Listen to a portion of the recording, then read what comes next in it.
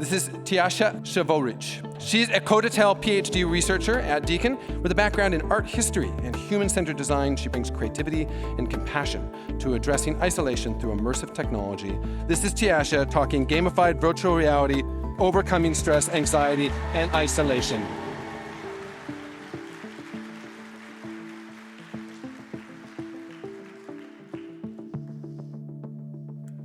You're lying in a hospital bed.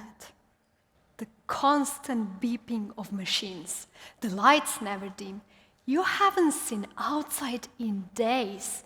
You're scared, far from your family, unsure of what will come next.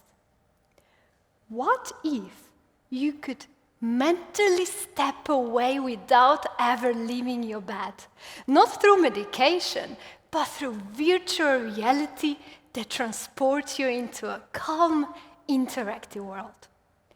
Patients in intensive care are exposed to constant noise, artificial light, and limited mobility, conditions that often result in sensory overload, disorientation, and loss of control.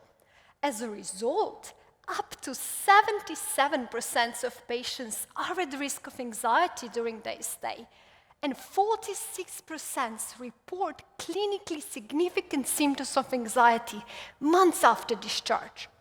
And while intensive care teams provide incredible care, psychological support still relies heavily on medication. Non-pharmacological solutions like music therapy or early virtual reality trials show promise, but they're limited in scope. So that's where my research comes in. I am designing a gamified, art-inspired virtual reality experience co-created with intensive care professionals and game designers for real clinical impact.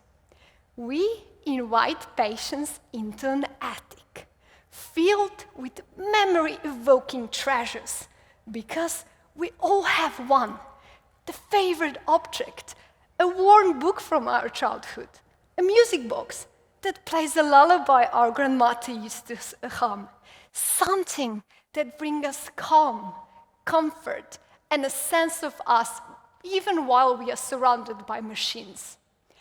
In my PhD, I am exploring whether this VR experience can reduce stress and anxiety, build emotional resilience, and help patients to stay motivated in their recovery. Because stress and anxiety don't just feel bad.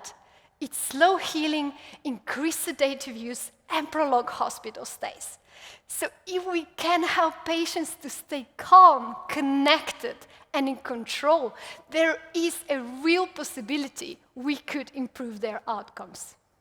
So, when someone wakes up in ICU, they might not see just fluorescent lights. They might open their eyes to a story, a memory, a favorite object, a reason to breathe easier, feel less afraid, and begin to recover.